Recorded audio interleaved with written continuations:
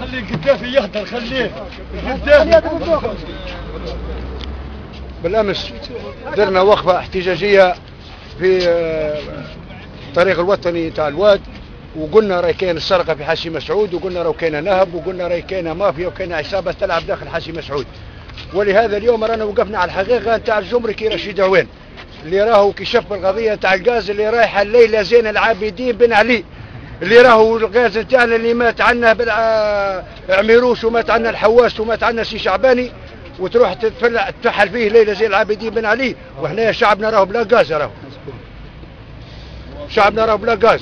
واليوم رانا واقفين مع رشيد عوين ويا بو دربالة رانا حطيناك نقطه كحله، راك بسقوط النظام باذن الله انت الاول ان شاء الله.